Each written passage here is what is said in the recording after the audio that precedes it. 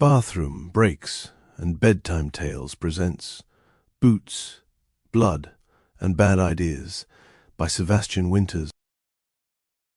The first cannonball hid just above the galley, punching a neat hole through the pantry and turning the rum into airborne shrapnel. I ducked, instinct, not strategy, and still caught a wedge of smoked ham to the eye, slammed as if fired from a gun. "Cassian!" I shouted, blinking grease, rum and regret. "We are officially out of rum and dignity." Cassian Sinclair, captain in all but name and idiot in every other regard, swung down from the rigging with a cutlass clenched between his teeth, like he thought he was starring in a tavern ballad about better men. He hit the deck hard, boots skidding across blood-slick planks, sword rattling into his hand like a tragic theatre prop. "I was low on both already," he said, flashing that damned grin that could charm a shark out of its kill. "Might as well balance the ledger." Another cannonball punched through the mainsail. The grackle groaned under us like a drunk losing a fistfight. We were taking on water. The crew was half dead, half mutinied, and 100% over it. Meanwhile, Cassian chased revenge like it was a ship full of naked duchesses and free whiskey. I pressed my back to the mast, heart hammering against cracked ribs. "This," I rasped, "this was your master plan?" "Nope," Cassian said, grinning wider. "This is my contingency." He yanked off his boot and waved it like a flag, carved into the sole in frantic letters, "Abandon hope." "Stage left." I stared at the boot, the fire, the ship bleeding out under our feet. "What the hell does that even mean?"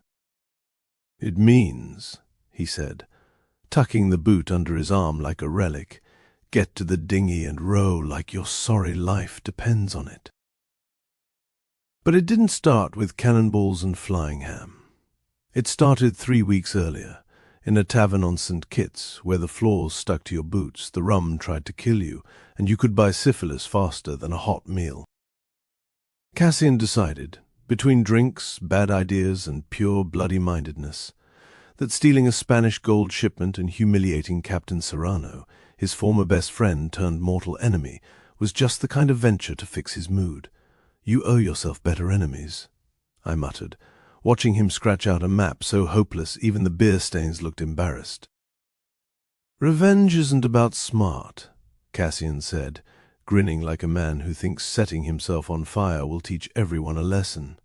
"It's about finishing the goddamned dance." I nodded like a fool, because arguing with Cassian was like arguing with the tide, loud, pointless, and guaranteed to leave you soaked in something unpleasant. I understood math, patterns, how choices led to consequences like night follows day. Cassian understood momentum. Run harder, fight louder, never look down until you're halfway to hell. Life aboard the Grackle, our blessed broken ship, was a daily seminar in surviving stupidity, ours and otherwise. Storms brewed from clear skies. Rats abandoned ship without even leaving a note. Luck, once a passing acquaintance, now spat in our faces whenever we tried anything clever. I talked to our potted fern, Captain George, because he was the only soul aboard who hadn't tried to kill me yet. Meanwhile, I was refining a theory: love rots a man's brain faster than fever, rum, or poorly salted pork. Exhibit A, Clara, quartermaster. Golden hair, a temper like a loaded musket, and the moral flexibility of a drunken cat. I loved her anyway, because fools don't just get born, they graduate. She once threw a cleaver at my head during a ration dispute. I asked her to marry me the next day. She laughed so hard she nearly fell overboard. Lately, though, the smiles faded, the silences stretched. She spent more time hunched with the crew, whispering when I walked past. The cleaver stayed closer to hand when she caught me looking too long. At the time, I told myself it was nerves. Turns out it was treason. My bad. The morning we finally circled the drain, I found Cassian chewing a twig on the quarterdeck, glaring at the sunrise like it had personally insulted his mother. "We're not going to make it," I said, "because some traditions are worth keeping." "Nope," Cassian agreed, as serene as a man about to lose everything. He tapped the sole of his boot. but we'll make it loud." Captain George wilted under my arm, and quite frankly, I was ready to join him.